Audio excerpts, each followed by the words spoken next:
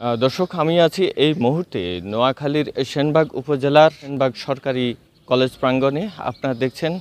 আপনারা জানেন, ষষ্ঠ উপজেলা পরিষদ নির্বাচন দ্বিতীয় ধাপে আজ ভোট গ্রহণ কার্যক্রম শুরু হয়েছে সকাল 8টা থেকে। সারা দেশে 156টি উপজেলা পরিষদ নির্বাচন অনুষ্ঠিত হয়েছে। তারই মধ্যে 24টি উপজেলায় ইভিএমের মাধ্যমে ভোট গ্রহণ কার্যক্রম অনুষ্ঠিত হবে।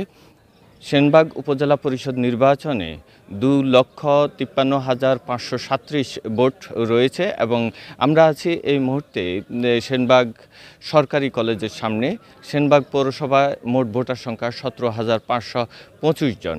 তো দর্শক, আমরা ক্ষণে ক্ষণে আপনাদেরকে দেখানোর চেষ্টা করব এখানকার ভোটের পরিস্থিতি।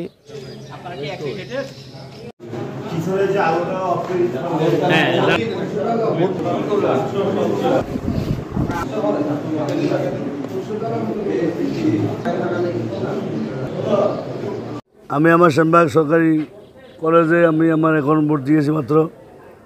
ভোটার উপস্থিতি এখানে স্বতঃস্ফূর্ত। আমরা সেনবাগ আমাদের এই প্রশ্নে পুরো সেনবাগবাসী ঐক্যবদ্ধ। আশা করি কোনো অনিয়ম, কোনো অপ্রত্যাশিত কোনো ঘটনা না ঘটলে সেনবাগবাসী আমাকে দোয়াত করে আমাকে ভোট দিয়ে জয়যুক্ত করবে, এটা আমি বিশ্বাস করি।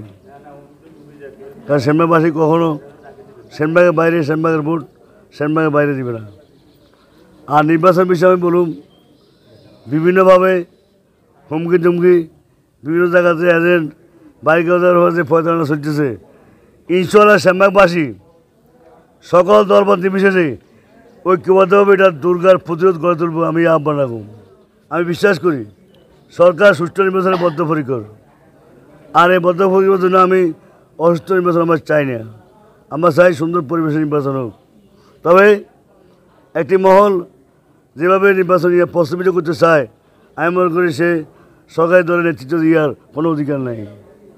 সরকারের পক্ষে থাকি অসুস্থ নির্বাচন করা তার কোনো অধিকার নাই। এটাই সকল জনগণ ঐক্যবদ্ধভাবে সেনবাগের জনগণ ঐক্যবদ্ধভাবে এটা প্রতিরোধ করে তুলব।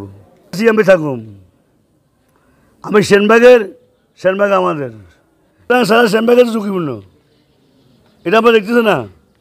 আমি আহ্বান করুন, প্রশাসনের দৃষ্টি আকর্ষণ করুন, সারা সেনবাগের যাতে তীক্ষ্ণ নজর রাখে। আমি সেনবাগ সরকারি কলেজ কেন্দ্রে সকাল 8টার আগে এসে আমি 8টায় প্রথম ভোটটা আমি দিয়েছি। আমি ব্যক্তিগতভাবে কামনা করি আমি সেনবাগের সকল কেন্দ্রে সুষ্ঠু এবং সুন্দরভাবে ভোট সম্পন্ন হোক, এটা আমি কামনা করি। আমরা উৎসাহের সাথে ভোট দিয়েছি, কোনো সমস্যা হয় না, সুস্থভাবে ভোট হয়েছে।